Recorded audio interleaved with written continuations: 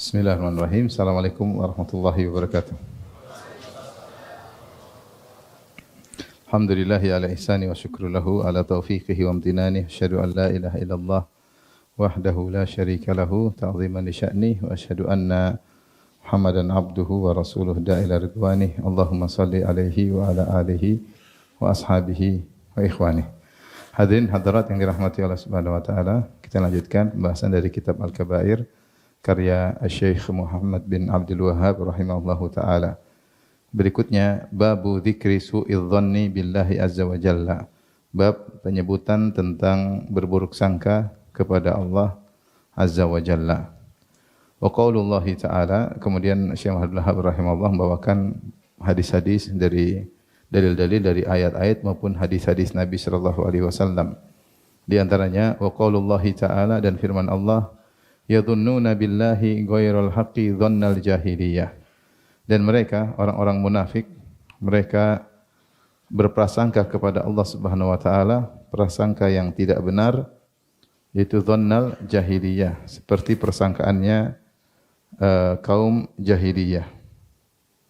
Sebagaimana dalam surat Al-Imran ayat 154 di sini tentang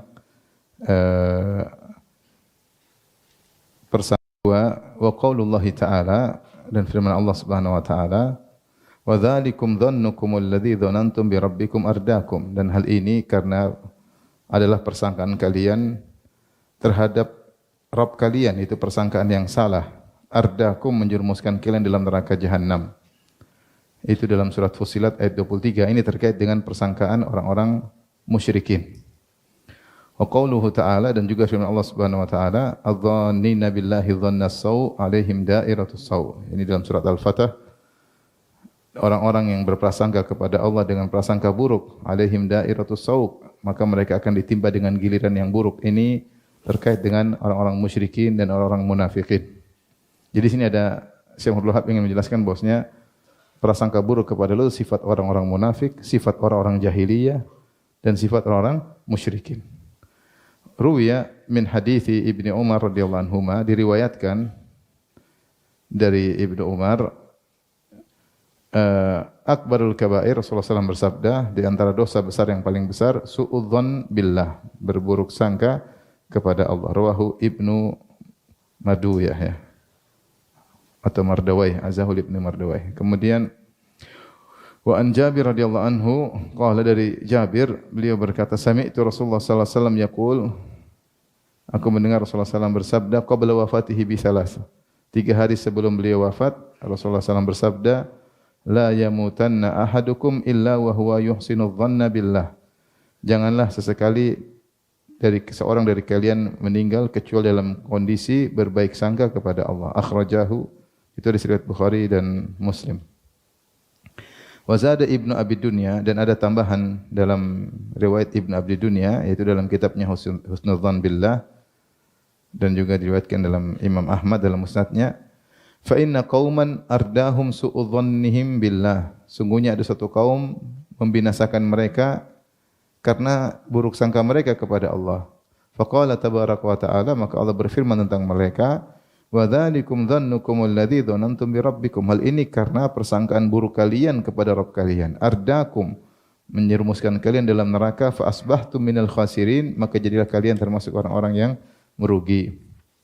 Kemudian di akhir pembahasan, Syekh Muhammad bin Abdul Wahhab rahimahullah membawakan hadis walahu ma'an Abi Hurairah, dalam Sahih Bukhari Sahih Muslim dari Abu Hurairah secara marfu'. Rasulullah bersabda, qala Allah Ta'ala, Allah berfirman, ana inda dhanni abdi bi, sungguhnya aku sesuai dengan persangkaan hambaku kepadaku. Zada Ahmad wa Ibnu Hibban, dalam riwayat Imam Ahmad dan Sahih Ibnu Hibban, in dhanna bi khairan falahu, kalau hambaku berprasangka baik kepadaku maka baginya kebaikan. Wa in dhanna bi syarran falahu, kalau dia berprasangka buruk kepadaku maka baginya keburukan juga. Taib, ikhwan dan akhwat yang dirahmati Allah Subhanahu wa taala, pada kesempatan ini kita akan bahas dosa besar yang lain yang terkait juga dengan dosa hati, yaitu berburuk sangka kepada Allah Subhanahu wa taala. Sebelumnya kita perlu ingatkan, saya tulis di layar, di antara ibadah yang agung adalah berbaik sangka kepada Allah. Husnudzan billah, berbaik sangka kepada Allah. Sebagaimana dari hadis yang tadi kita bacakan di akhir bab, ana inda dhanni abdi bi, aku sesuai dengan persangkaan hambaku kepadaku. Kalau hambaku berprasangka baik bagiku, maka bagi dia kebaikan. Dan kalau hambaku berprasangka buruk kepadaku, maka baginya keburukan. Ada perkataan indah dari Al-Qadhi Iyad dalam kitabnya Ikmalul Mu'lim. Beliau berkata yang dimaksud dengan hadis ini, bil gufran lahu idza astaghfarani, yaitu jika hambaku berbaik sangka kepadaku, maka aku akan kasih dia ampunan jika dia memohon ampun kepada aku. Yang penting dia berbaik sangka bahwasanya dia akan diampuni. Jika dia minta ampun, aku akan kasih ampunan. Kemudian wal qabul idza anaba ilayya. Demikian juga kalau dia ketika bertobat. Dia berbaik sangka bahwasanya tobatnya diterima, maka aku akan menerima apa? Tobatnya. Yang penting dia berbaik sangka.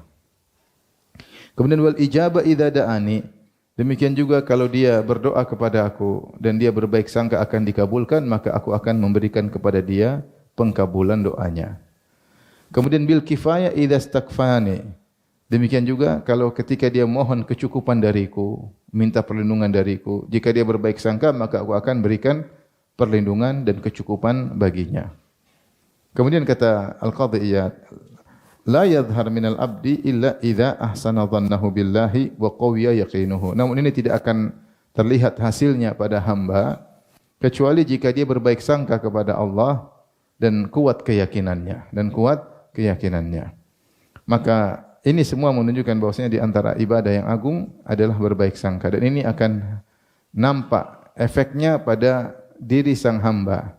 Ya, jika dia beristighfar, Allah akan ampuni dia. Jika dia bertobat, Allah terima tobatnya. Jika dia berdoa, Allah kabulkan doanya. Jika dia mohon pertolongan, mohon kecukupan, Allah akan berikan kecukupan. Syaratnya harus yakin.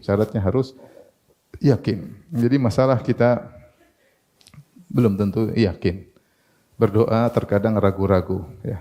Makanya Nabi sallallahu alaihi wasallam mengatakan, "Ud'ullaha wa antum muqinuna bil ijabah." Berdoalah kepada Allah dalam kondisi kalian yakin dikabulkan. Wa'lamu annallaha la yastajibu du'aan min qalbin ghafilin lahin. Ketahuilah Allah tidak akan mengabulkan doa orang yang hatinya lalai. Contoh misalnya orang yang tidak yakin. Kata Rasulullah SAW, yustajabu li ahadikum man lam ya'jal. Yaqul da'autu falam yustajab li. Sungguhnya dikabulkan doa salah seorang dari kalian selama dia tidak tergesa-gesa, tidak terburu-buru. Lantas dia berkata, aku sudah berdoa, kemudian tidak dikabulkan. Padahal sebentar lagi Allah kabulkan, tapi dia berhentikan doanya karena dia buruk sangka kepada Allah Subhanahu wa taala. Karena kita tahu Allah ketika kabulkan, ya kalau kita berprasangka baik kepada Allah, tentunya kita tahu Allah kabulkan pada saat yang tepat. Mungkin saja kita minta sesuatu, namun itu tidak maslahat bagi kita. Karena yang lebih tahu maslahat kita adalah siapa? Allah. Betapa banyak orang minta kekayaan, Allah tidak kasih karena tahu kalau dia dikasih kekayaan, dia lupa diri, lupa ibadah, sibuk dengan kekayaan tersebut. Ya, betapa banyak orang minta kesembuhan, Allah tidak kasih kesembuhan. Kenapa? Karena mungkin kalau dia sembuh, dia tidak lagi tadarru' kepada Allah Subhanahu wa taala, tidak lagi mengingat Allah Subhanahu wa taala. Banyak orang minta berdoa agar utangnya dilunasi. Kalau Allah lunaskan utangnya, dia tidak salat malam lagi. Tapi kalau utangnya enggak lunas, tiap malam dia salat apa? Salat malam, ya. Jadi Allah yang lebih tahu. Betapa banyak jomblo pengin melamar akhwat, katanya cantik, menarik, memukau, tapi ditolak. Padahal sudah berdoa lama. Allah tahu kalau dikabulkan, mungkin dia jadi bulan-bulanan istrinya. Nurut sama istrinya, takut sama istrinya, akhirnya kurang ibadahnya. Intinya kita husnudzan sama Allah, ya. Tapi husnudzan itu tidak bisa didapatkan kecuali dengan keyakinan. Kecuali dengan apa? Keyakinan. Maka di antara ibadah yang agung adalah berhusnudzan kepada Allah Subhanahu wa taala. Ada perkataan indah dari Ibnu Qayyim bagaimana agar bisa berbaik sangka, ini saya nukilkan dalam kitab Ad-Dawa atau Jawabul Kafi. Beliau berkata rahimahullahu taala, Wala raiba anna husnudzan innama yakunu ma'al ihsan. Tidak diragukan bahwasanya berbaik sangka kepada Allah itu hanya bisa diraih dengan berbuat baik, yaitu orang sering berbuat baik, beramal soleh, maka dia bisa berbaik sangka kepada Allah terhadap dirinya. Maksudnya Allah akan berbuat baik kepada dia. Ketika dia gampangannya soleh, berusaha untuk beribadah, berusaha mengikuti prosedur, dia beribadah, dia berdoa kepada Allah. Kalau dosa dia beristighfar. Ya. Fa innal muhsin hasanudz dhanni bi rabbih. Sungguhnya orang yang berbuat baik itu dia akan berbaik sangka kepada Rabbnya. An yujaziyahu ala ihsanihi wala yukhlifa wa'dahu wala yukhlifu wa'dahu. Dia berbaik sangka bahwasanya Allah akan membalas kebaikannya dan Allah tidak akan menyelisih janjinya. Wa yaqbalu taubatahu dan Allah akan menerima taubatnya. Wa ammal musi, adapun orang yang melakukan dosa, berbuat keburukan, al-musir alal kaba'ir wadh-dhulm wal mukhalafat, yang terus-menerus melakukan dosa-dosa besar, berbuat zalim kepada orang lain, melakukan penyelisihan-penyelisihan, fa inna wahsyatal ma'asi wadh-dhulmi wal ijram tamna'uhu min husni dhanni bi rabbih. Sungguhnya keringnya atau buruknya kemaksiatan, kezaliman dan dosa yang dia lakukan mencegah dia untuk berbaik sangka kepada Allah Subhanahu wa taala. Wa hadza mawjudun fi syahid. Dan ini bisa kita lihat dalam dalam real ya, dalam kenyataan. Contoh, fa innal abdal abik al musi'a al kharij an taati sayyidihi la yusinu dhanna bihi. Kalau ada budak yang kabur dari majikannya, dari tuannya, kemudian dia dicari-cari oleh tuannya, maka susah dia berhusnudzon. Dia pasti berburuk sangka, ini kalau ketangkap saya pasti dihukum atau dijual atau diapain. Susah dia untuk berbaik sangka. Kenapa? Karena dia kabur. Karena dia melakukan apa? Kesalahan. Wala yujami' wahsyatal isa'ah ihsanudz dhanni abada. Dan tidak mungkin berkumpul antara berbaik sangka kepada Allah dengan buruknya keburukan maksiat. Fa innal musi'a mustawhishun bi qadri isaatihi. Maka seorang yang berbuat buruk merasa salah ya, sesuai dengan kadar, itu dia merasa berburuk sangka sesuai dengan kadar keburukannya. Wa ahsanun nasi dhannan bi rabbih, dan orang yang paling berbaik sangka kepada Allah atwa'uhum lahu, yang paling taat kepada Allah, yang paling taat kepada Allah. Dan ini benar. Jadi kapan kita bisa yakin kepada Allah? Kapan kita bisa benar-benar berbaik sangka kepada Allah? Ketika kita prosedural. Hari ini kita salat subuh berjamaah, kita zikir pagi petang, kita mencari nafkah buat anak istri, kita ada baca Quran meskipun beberapa halaman, kita tidak melakukan maksiat, hari ini kita tidak nonton film Korea, hari ini kita tidak macam-macam, tidak ghibah orang, kita husnudzan sama Allah. Husnudzan sama Allah. Tapi kalau hari ini kita salat subuh jam 7, kemudian habis itu nonton film Korea, habis itu bentak-bentak istri. Habis itu susah. Menghusnudzan sama Allah terkadang susah. Makanya orang kalau mau meninggal dunia terkadang susah dia husnudzan sama Allah Subhanahu wa taala kalau dia tukang maksiat. Ya, dia susah untuk berbaik sangka kepada Allah ya. Hatinya tidak mau diajak berbaik sangka kepada Allah. Dia tahu siapa dirinya. Siapa dirinya ya. Tapi intinya apapun yang terjadi seorang berusaha untuk berbaik sangka. Meskipun dia banyak melakukan maksiat, dia berbaik sangka Allah menerima tobatnya ketika dia bertobat. Ini namanya baik sangka yang benar. Ketika dia bermaksiat, dia ingin bertobat, dia baik sangka. Lain halnya dia maksiat, kemudian dia baik sangka, oh tenang, Allah Maha Pengampun. Maksiat terus. Ini namanya munafik seperti ini ya. Makanya ada syair indah dari Abu Nawas, dia mengatakan Rabbi in azumat dzunubi kathratan wa laqad alimtu bi anna afwaka a'zamu.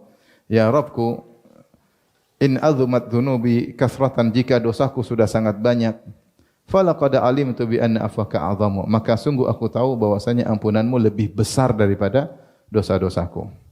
In kana la yarjuka illa muhsinun fabiman yaludhu wa yastajirul mujrimu. Kalau hanya bisa berharap kepadamu hanyalah orang-orang yang baik, lantas kepada siapakah para pendosa, para pelaku maksiat berlindung? Terus kepada siapa? Ya, bukankah engkau Tuhannya orang baik dan orang buruk? Kalau hanya orang baik yang boleh bersandar kepadamu, terus orang buruk sepertiku mau bersandar kepada siapa?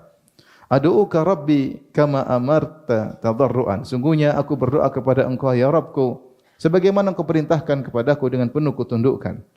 Fa idza radatta yadi faman dha yarhamu. Kalau kau tolak tanganku, kemudian siapa lagi yang bisa menyayangiku? Mali ilaika wasilatun illa raja wa jamilu afwika thumma anni muslimu. Aku tidak punya andalan yang bisa aku tunjukkan kepada engkau kecuali hanya berharap. Wa jamilu afwika, dan aku tahu tentang indahnya ampunanmu, thumma anni muslimu, kemudian aku pasrah menyerahkan urusan kepada Allah Subhanahu wa taala ya.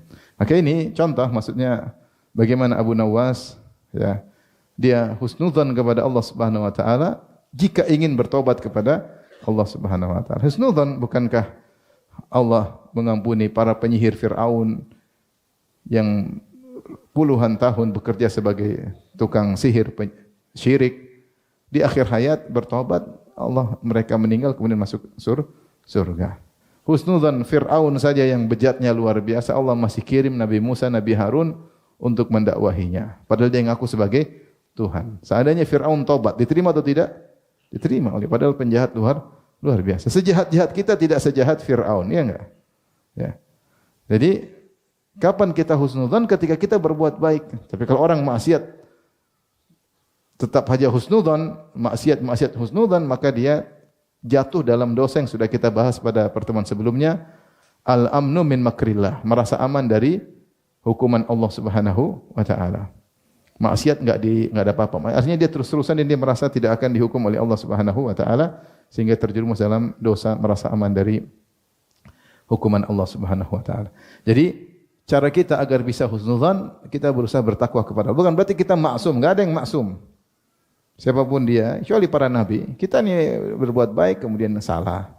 Berbuat baik, tapi ketika kita salah kita segera istighfar, segera istighfar ya. Segera istighfar kepada Allah sehingga kita tetap bisa husnudzan kepada Allah dan butuh yakin bahwasanya Allah sangat sayang kepada kita lebih daripada orang tua kepada anaknya. Kita gampangannya kalau orang tua kita nakal, orang tua jewer atau tidak? Jewer, tapi dia sayang enggak? Sayang. Dia omelin tapi dia sayang. Ya. Maka bisa jadi Allah kasih, walillahil mathalul a'la, bagi Allah perumpamaan yang lebih tinggi. Artinya kalau Allah tegur kita, Allah kasih kita sakit, Allah kasih kita rugi misalnya, ada teguran dari Allah Subhanahu wa taala. Allah masih sayang sama kita. Penting husnudzan kepada Allah Subhanahu wa taala. Taib, berikutnya yang mau kita bahas adalah berburuk sangka adalah dosa besar dan ini merupakan sifat orang-orang kafir, munafik dan ahlul jahiliyah. Sifat orang kafir, orang munafik dan ahlul jahiliyah.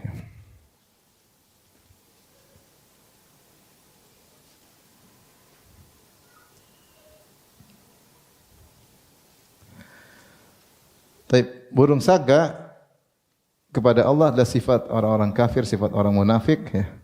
Allah sebutkan dalam surat Al-Fatah ya, ayat 6 ya. Surat Al-Fatah 6 Allah mengatakan wa yu'adzibal munafiqina wal munafiqati wal musyrikin wal musyrikati dhannina billahi dhannas saw alaihim dairatus saw wa ghadiballahu alaihim wa la'anahum wa adda lahum jahannama wa sa'at masira. Kata Allah Subhanahu wa taala dalam surat Al-Fatah ayat 6 Allah Subhanahu wa taala berfirman, dan supaya Allah mengadab orang-orang munafikin, lelaki-lelaki munafik dan perempuan-perempuan munafik, dan untuk mengadab lelaki-lelaki musyrik wal musyrikin wal musyrikat, dan untuk mengadab wanita-wanita musyrikah. Adh-dhannina billahi dhannas saw, yang mereka ini semua berburuk sangka kepada Allah, yaitu berburuk sangka bahwasanya Rasulullah akan hancur, Islam akan hancur. Mereka selalu berburuk sangka bahwasanya Allah akan ya, dakwah Muhammad SAW akan hancur, akan selesai. Kata Allah, alaihim dairatus saw, mereka akan mendapat giliran keburukan.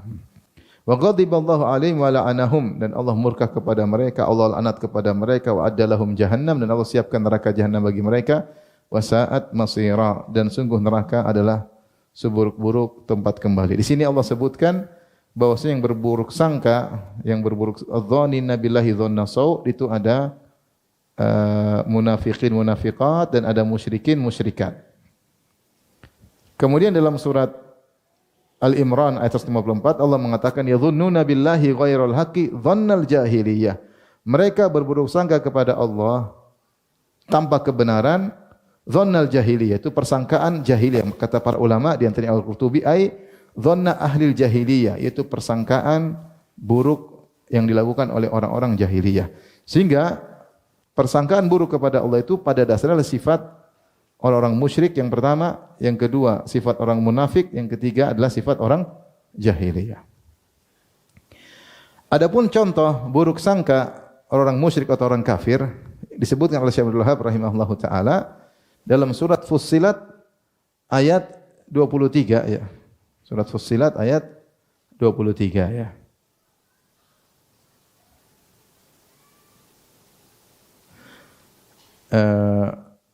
Allah berfirman dari surat ayat 22, "Wa ma kuntum tastatiruna." Apa persangkaan buruk mereka? Apa persangkaan orang musyrik atau kafir?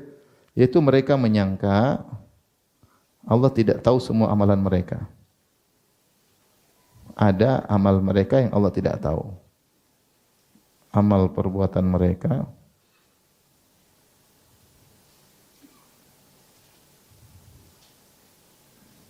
kata Allah dalam ayat 22, "Wa ma kuntum tastatiruna ay yashhada 'alaikum sam'ukum wala absarukum wala juludukum walakin dhanantum anna Allaha la ya'lamu katsiran mimma ta'malun." Kata Allah, dan kalian tidak bisa bersembunyi, tidak bisa menghindar pada hari kiamat kelak. "Wa ma kuntum tastatiruna ay yashhada 'alaikum sam'ukum," bahwasanya pendengaran kalian akan menjadi saksi atas apa yang kalian dengarkan. "Wa absarukum," demikian juga penglihatan kalian akan menjadi saksi atas apa yang kalian lihat. Wala juludukum, bahkan kulit-kulit kalian akan menjadi saksi atas apa yang kalian perbuat. Walakin, tetapi kalian dulu nekat melakukan sebagian dosa-dosa. Kenapa? Walakin dhanantum annallaha la ya'lamu katsiran mimma ta'malun. Dulu kalian menyangka di dunia bahwasanya Allah tidak tahu banyak yang kalian lakukan. Artinya mereka menyangka Allah hanya tahu, tidak semuanya Allah Maha tahu. Allah tahu sebagian, ada yang bisa mereka sembunyikan dari Allah. Karena persangkaan buruk kepada Allah, bahwasanya Allah hanya tahu sebagian, yang ini Allah tidak tahu. Akhirnya mereka berusaha nekat melakukan maksiat yang persangkaan mereka Allah tidak tahu. Maka Allah katakan, "Wa dzalikum dhannukum alladzi dhanantum bi rabbikum ardaakum." Dan demikian itulah persangkaan kalian kepada Rabb kalian, ardakum, membinasakan kalian. Fa asbahtum minal khasirin, sehingga kalian masuk neraka dan jadilah kalian orang-orang yang merugi. Kata Allah, "Fa iyasbiru fan-naru mathwal lakum." Fa iyasbiru fan-naru mathwal lahum wa yasta'tibu famahum minal mu'tabin. Kalau mereka sabar di neraka pun percuma, ya. Sabar tidak ada faedahnya karena abadi di neraka. Kalau mereka ajukan alasan-alasan untuk keluar selamat dari neraka, tidak akan diterima. Tetapi ini Allah sebutkan di antara persangkaan orang-orang musyrikin adalah menyangka bahwasanya ada sebagian amal mereka yang tidak tercatat, tidak diketahui, terluputkan, ya. Dan ini adalah kekufuran. Berarti menunjukkan Allah tidak maha mengetahui. Hanya ada sebagian Allah tahu, ada sebagian Allah tidak tahu, ya. Maka ini menyebabkan mereka terjerumus melakukan maksiat-maksiat, akhirnya terjerumus dalam neraka jahanam. Taib. Adapun buruk sangkanya orang munafik, ya, Allah sebutkan dalam dua ayat. Yang pertama dalam surat Ali Imran, ya,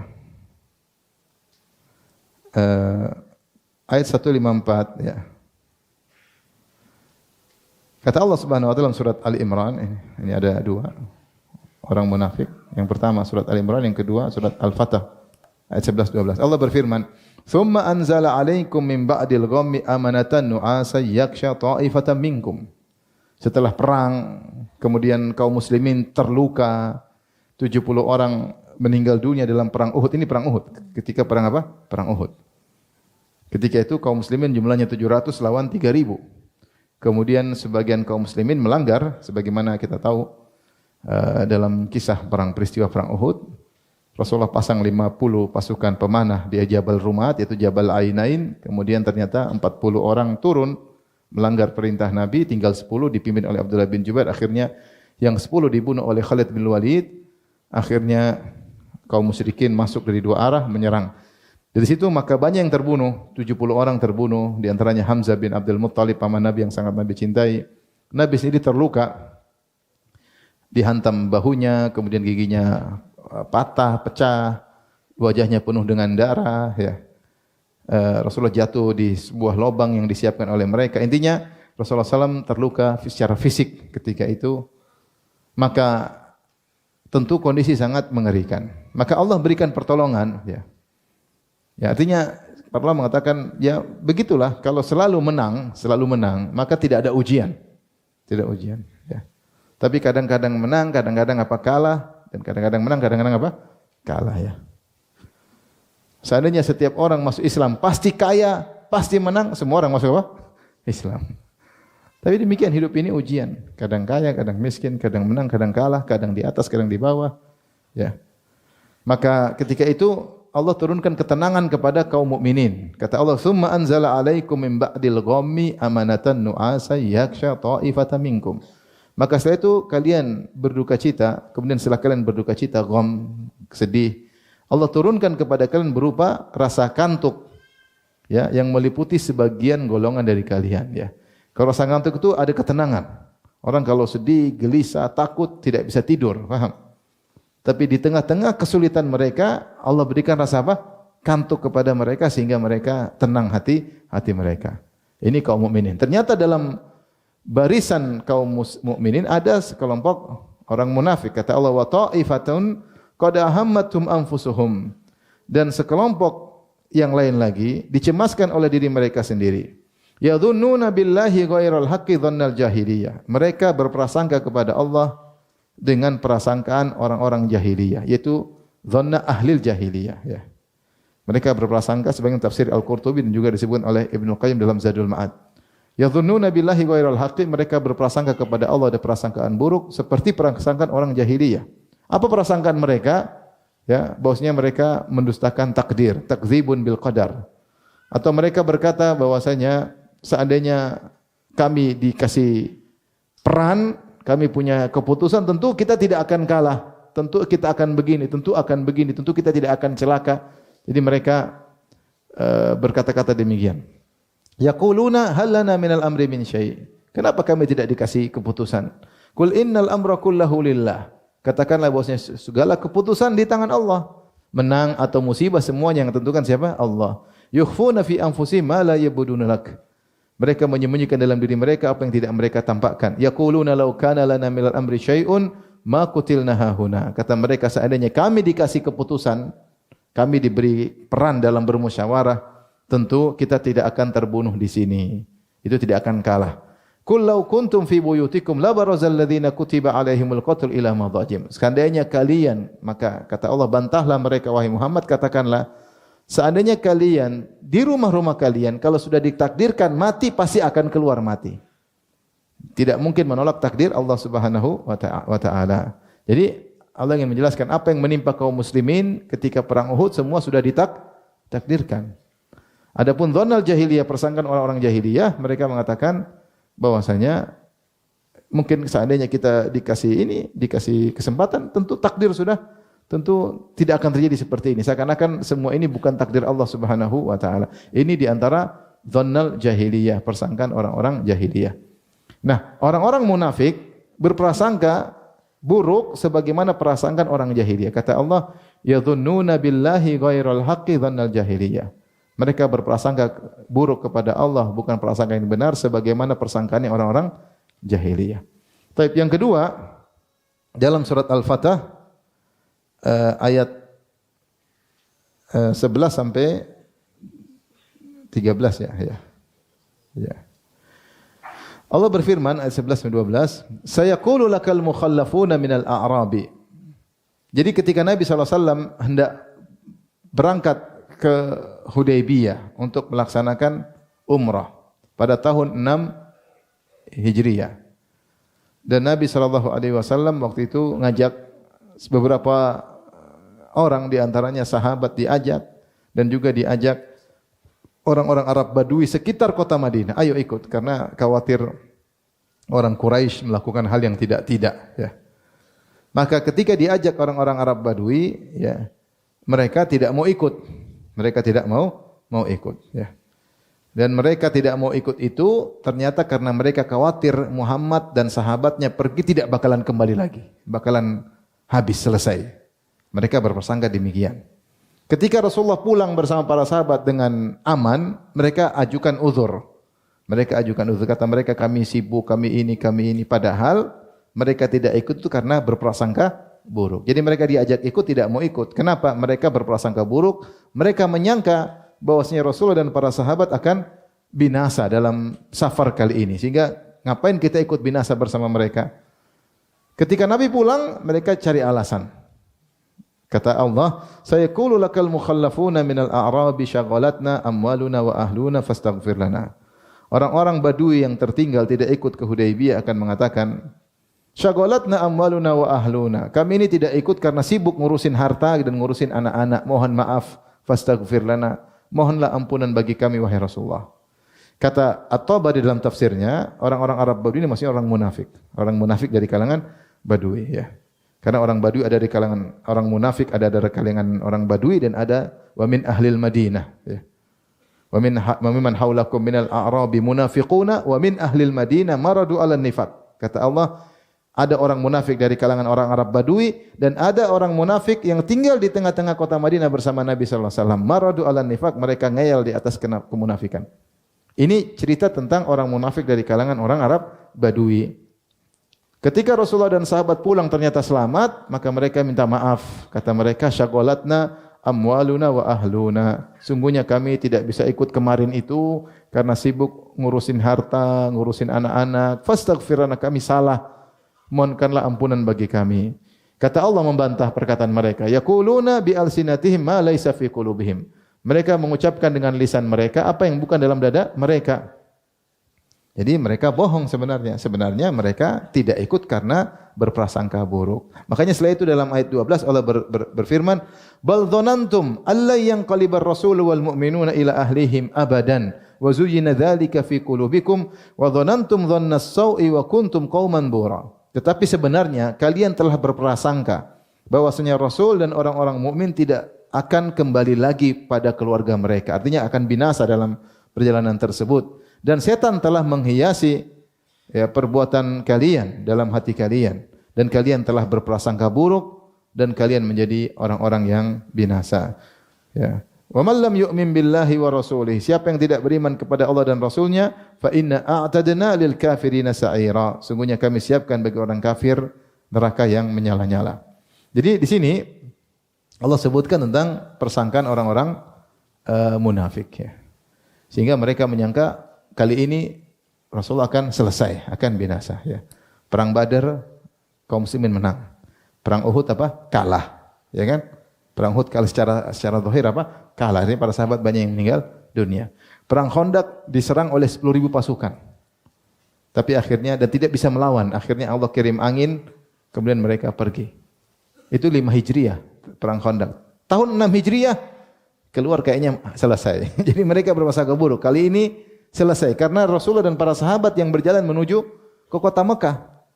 Tahun sebelumnya mereka yang datang ngepung, namun tidak berhasil menyerang kota Madinah karena Rasulullah bikin khandak, parit sehingga mereka tidak bisa masuk. Nah, kali ini Rasulullah SAW dan para sahabat yang menuju ke sana maka akan binasa. Maka mereka berprasangka buruk. Ternyata Rasulullah SAW selamat.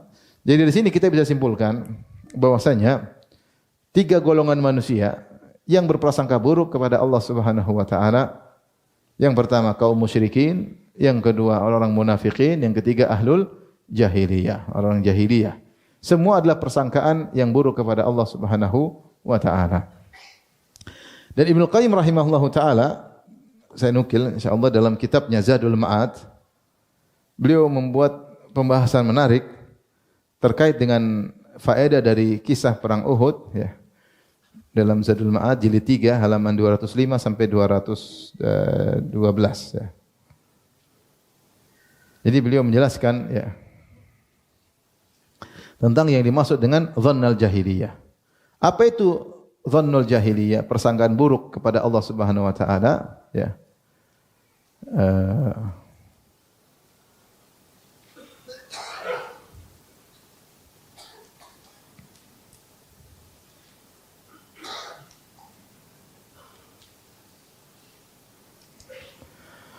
Beliau berkata, wa dhannu ghairal haqqi li'annahu dhannu ghairi ma yaliqu bi asma'il husna wa sifatil ulia.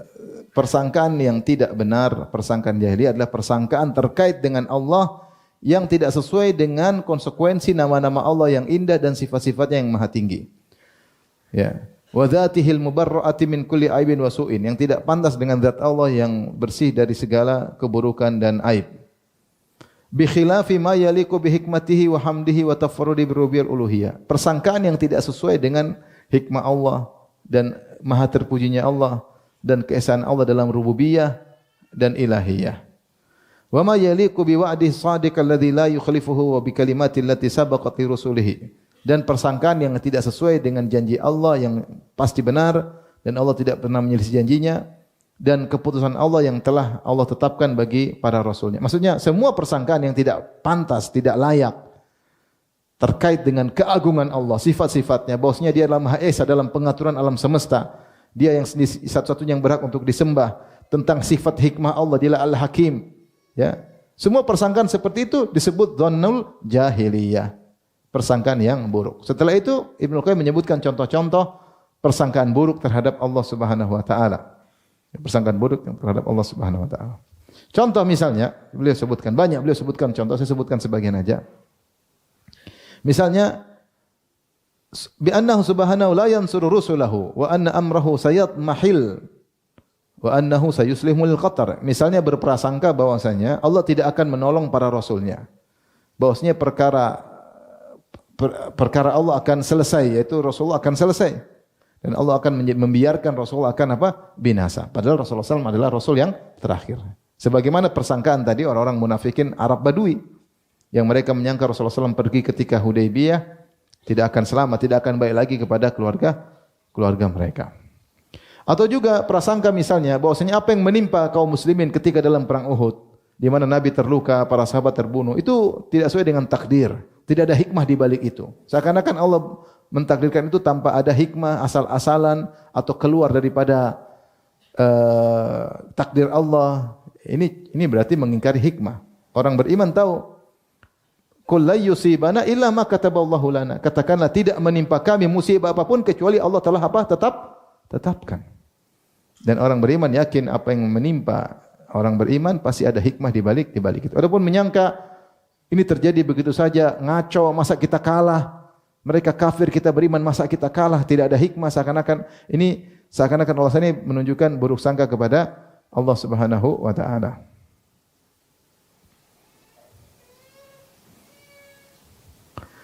Demikian juga prasangka buruk bahwasanya Allah Subhanahu wa taala tidak akan mengunggulkan agamanya, ya. Tidak akan menolong nabinya, tidak akan menolong kitab sucinya, ya. Artinya kitab sucinya dihancurin, diburuk-burukin, tidak bisa dibantah, tidak mungkin. Tidak mungkin di dunia ini kemudian Islam dijelek-jelekan, enggak ada yang bantah, mustahil. Karena enggak mungkin Allah biarkan Al-Qur'an dijatuhkan tanpa ada yang membela apa? Al-Qur'an. Liyudhhirahu 'alad dini kulli. Allah akan mengunggulkan agama Islam dibandingkan agama yang lain.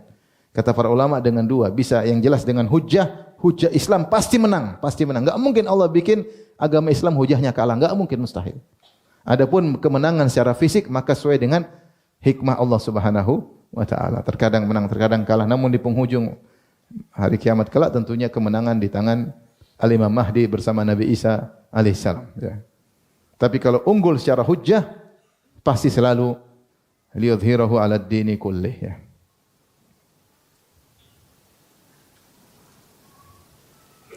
Kemudian juga misalnya, siapa berburuk sangka bahwasanya Allah tidak akan membangkitkan manusia. Nah, ini buruk sangka.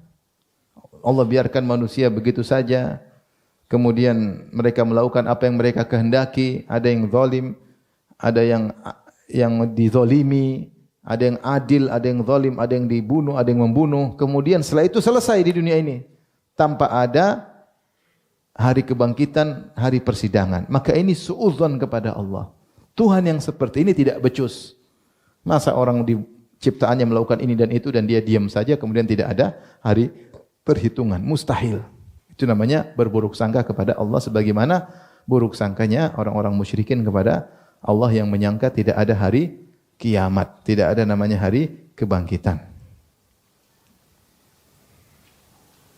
Kemudian juga kata Ibnu Qayyim contohnya, wa man jawwaza alai an yu'adziba awliya'ahu ma ihsanihim. Siapa yang mengatakan boleh saja Allah mengazab orang wali-wali Allah meskipun mereka berbuat soleh, terserah Allah. Allah mau begini terserah Allah. Ini pendapat ahlul bidah. Dibantah oleh Ibnu Qayyim sindir. Yang bilang Allah mungkin saja mengazab orang-orang yang solehin, terserah Allah karena semua makhluk itu Allah melakukan kehendak Allah. Tidak mengapa kalau Allah mengazab Nabi, tidak mengapa Allah masukkan iblis dalam surga. Ini adalah suudzon kepada Allah. Tidak mungkin Allah seperti itu. Allah Maha Bijak, Allah Maha Hakim. Ini pendapat sebagian sebagian Asy'ariyah, dan inilah salah satu poin di mana Maturidiyah menyelisih Asy'ariyah. Karena mereka mengatakan boleh saja Allah melakukan demikian. Dibantah oleh Maturidiyah. Ya. Di antara perbedaan Maturidiyah dan Asy'ariyah dalam hal ini di antaranya. Intinya banyak perbedaan di antara mereka, tapi di antaranya adalah ini. Karena ini adalah bentuk berburuk sangka kepada Allah Subhanahu wa taala. Wa man dhanna bihi an yutruka khalqahu sudan mu'attalina 'anil amr wan nahi wa la yursila ilaihim rusulahu wa la yunazzila 'alaihim kutubahu.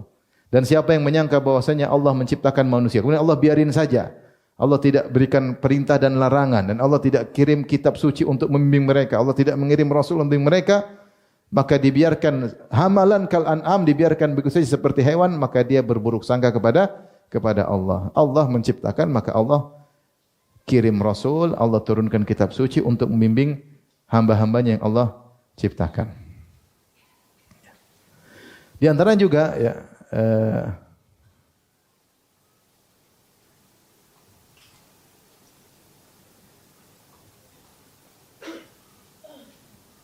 wa man dhanna annahu yudayyi'u 'alaihi 'amalahu as-salih alladhi 'amilahu khalisan liwajhil karim alam tithali amrihi wa yubtilu 'alaihi bila sabab min al-'abdi wa annahu yu'aqibuhu bima la yusun'a fihi wa la ikhtiyara lahu wa la qudrata wa la irada fi husulihi bal yu'aqib. Barang siapa yang berburuk sangka menyangka ada orang hamba sudah beramal soleh, berbuat baik-baik, kemudian ternyata Allah cuekin, Allah tidak terima amalnya padahal dia sudah berusaha ikhlas, bahkan Allah batalkan amalnya, bahkan bisa jadi Allah menghukumnya, maka ini berburuk sangka kepada Allah. Makanya di antara buruk sangka adalah Allah tidak memberi kehidupan yang nyaman bagi orang yang saleh di dunia, itu buruk sangka. Karena Allah telah berjanji dalam Al-Qur'an, ya. Man amila salihan min dzakrin aw untha wa huwa mu'min falanuhyiyannahu hayatan thayyibah. Siapa ya beramal saleh, laki-laki ataupun perempuan, dan dia beriman, jadi beramal soleh dan beriman, laki-laki perempuan, falanuhyiyannahu hayatan thayyibah, kami akan berikan dia kehidupan yang bahagia. Enggak mungkin ada orang beriman tidak bahagia, enggak mungkin. Apapun kondisi dia, kaya, miskin, terkenal, enggak terkenal, pejabat, rakyat jelata, atasan, bawahan, dia pasti bahagia. Kalau dia tidak bahagia, berarti dia imannya tidak beres. Jadi tidak boleh suudzon. Oleh karenanya Nabi Yusuf alaihissalam diuji dalam waktu yang lama, ya. Dimusuhi oleh kakak-kakaknya, dibuka bajunya, dimasukkan dalam sumur, kemudian dijual jadi budak yang beli orang-orang kafir, sehingga jadi budaknya orang-orang kafir, dibawa ke Egypt, ke Mesir. Orang-orang Egypt, orang-orang kafir ketika itu. Majikannya bukan orang muslim, orang kafir. Kemudian akhirnya dirayu oleh Imra'atul Aziz, akhirnya dipenjara. Dan akhirnya dia menjadi apa? Menjadi bangsawan. Ketika bertemu dengan kakak-kakaknya, apa kata Bin Yusuf kepada mereka? Innahu may yattaqi wa yasbir fa innallaha la yudhi'u amal al-muhsinin. Jadi itu ajral muhsinin, ya. Kata Nabi Yusuf, sungguhnya siapa yang beriman dan bertakwa, Allah tidak akan menyia-nyiakan ganjaran bagi orang yang berbuat ihsan. Artinya lihat ini hasilnya di antaranya. Setelah melalui berbagai macam kesulitan, ternyata Allah jadikan Nabi Yusuf sebagai bangsa. Maksudnya jangan kita suudzon, jangan kita menyangka kalau kita berbuat kebaikan hanya diberi ganjaran di akhirat saja, di dunia enggak ada. Enggak, itu enggak benar.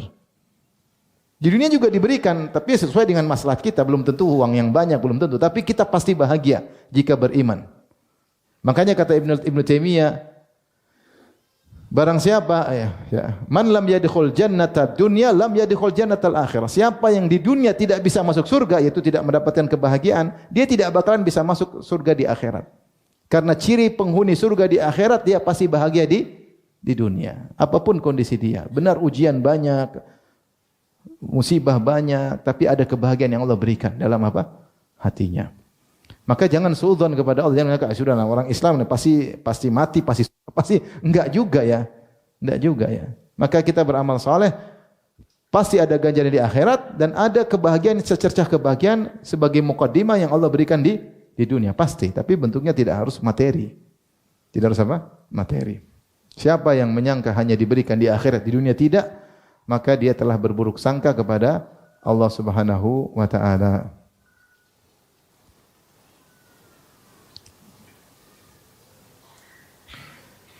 Demikian juga Ibnu Qayyim membantah orang-orang menolak sifat. Kata beliau, siapa yang menyangka bahwasanya Allah ketika menurunkan dalam ayat Al-Quran tentang sifat-sifatnya, Allah begini, ternyata semuanya hanya teka-teki, tidak sesuai dengan zahirnya, tanpa Allah jelaskan sama sekali, tanpa jelaskan Nabi sama sekali bahwasanya ini adalah teka-teki, berarti dia buruk sangka kepada Allah. Seakan-akan dalam Al-Quran ini kitab menyesatkan manusia.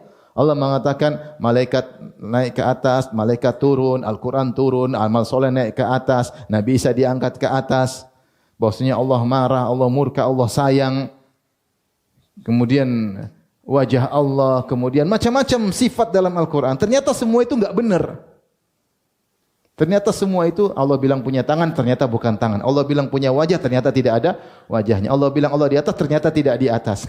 Semua itu ternyata teka-teki, berarti dia buruk sangka kepada Allah. Berarti kitab Al-Quran bukan kitab hidayah, tapi kitab teka-teki yang tidak semua orang bisa memecahkan teka-teki tersebut.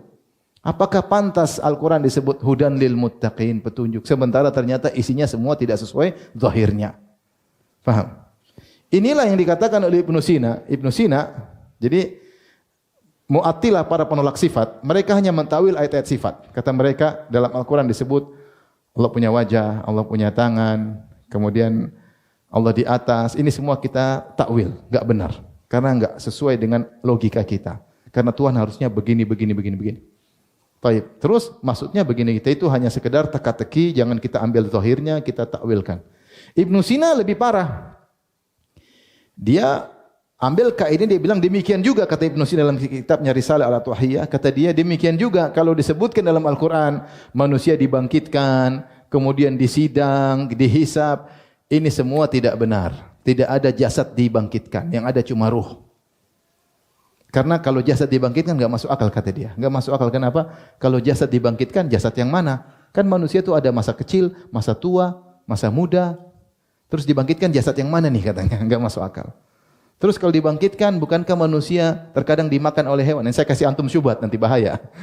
Intinya maksud saya, dia pakai logika dia sehingga dia mengatakan sebagaimana orang musyrikin, man yuhyil 'idhama wa hiya ramim. Orang musyrikin mengatakan bagaimana tulang belulang bisa bangkit lagi jadi manusia. Enggak logis. Ibnu Sina kena syubhat mereka. Namun dia menolak dengan halus. Dia mengatakan ayat-ayat dalam Quran itu hanyalah majaz. Adapun disebutkan manusia dibangkitkan untuk menakut-nakuti orang. Kalau orang kan kalau enggak dibikin gitu enggak takut. Tapi kita yang ahli ngerti itu cuma majaz. Tidak ada namanya jasad dibangkitkan. Ketika dikritiki oleh orang Asy'ariyah, kenapa kau mentakwil? Kata dia, sama, kalian kan mentakwil juga sifat-sifat Allah. Lebih parah mana mentakwil sifat Allah atau mentakwil tentang hari kiamat? Lebih parah mentakwil sifat-sifat Allah. Sehingga dia komitmen. Ibnu Sina komitmen. Sifat Allah ditakwil, sifat hari kiamat ditakwil. Dia komitmen dalam takwil. Lebih sesat. Kalau orang Asy'ariyah dan yang lainnya enggak. Sifat-sifat Allah ditakwil, untuk hari kiamat kata mereka di luar logika. Kita beriman aja, Allah Maha mampu melakukan demikian. Nah, kenapa kau tidak komitmen? Bilang juga sifat-sifat Allah di luar logika. Terima aja. Sebagaimana kalian mengatakan kita beriman hari kiamat ada begini, matahari jarak 1 mil. Kemudian amal soleh didatangkan, ditimbang dalam bentuk suatu yang konkret, bukan abstrak. Kita beriman aja. Ada sirat sifatnya yang diberiman aja. Karena Allah Maha mampu melakukan semuanya. Tidak ada yang mustahil. Kita bilang, nah itu yang kita ingin. Demikian juga ketika kau berbicara dengan sifat-sifat Allah. Bilang aja enggak ada yang mustahil bagi Allah. Kenapa kau bilang kalau Allah di atas mustahil? Kenapa? Karena pakai logikamu. Nah, harusnya komitmen dua-duanya untuk masalah hari kiamat. Jangan takwil, sifat-sifat Allah juga jangan takwil. Atau tidak komitmen sekalian seperti siapa? Atau komitmen takwil sekalian seperti siapa? Ibnu Sina. Sifat Allah takwil, hari kiamat juga apa? takwil dengan alasan sama-sama tidak logis. Kata Ibnu Qayyim, maka siapa yang menyangka Allah ketika berbicara dalam Al-Qur'an, Allah punya sifat ini, sifat ini, sifat ini, sifat ini, Allah marah, rahmat. Kata mereka enggak boleh bilang Allah marah. Marah maksudnya begini. Tidak boleh bilang Allah sayang, sayang maksudnya begini. Tidak boleh bilang Allah cinta, cinta maksudnya begini. Tidak boleh bilang Allah di atas, maksudnya di atas itu bukan Allah. Semuanya tidak boleh. Tidak bilang Allah punya wajah, tidak boleh bilang Allah punya wajah karena begini. Nah, ini berarti kan Allah menyesatkan hamba-hambanya, itu tidak? Yang ngomong dalam Al-Qur'an, Allah berfirman dalam Al-Qur'an begini-begini, ternyata tidak sesuai zahirnya. Sementara tidak sekalipun Allah bilang jangan terima zahirnya. Nabi pun tidak pernah bilang jangan terima zahirnya, tapi Nabi malah menekankan. Nabi menunjuk Allah di atas. Nabi berdoa ke atas. Nabi mengatakan Allahumma syhad, ya Allah saksikan perkataan mereka. Nabi tunjuk ke atas. Nabi bilang ketemu Allah Isra Mi'raj, naik ke mana? Ke atas. Nabi malah menguatkan zahir ayat-ayat tersebut. Siapa yang menyangka bahwa ini semuanya letak-teki, dia telah suudzon kepada Allah Subhanahu wa taala. Seakan-akan Allah sengaja menyesatkan hamba-hambanya, seakan-akan Al-Quran bukanlah kitab petunjuk. Baik, demikian saja, masih terlalu banyak ditanyakan sama ustaz yang lain. Subhanakallah bihamdik, asyhadu an la ilaha illa anta astaghfiruka wa atubu ilaik. Assalamualaikum warahmatullahi wabarakatuh.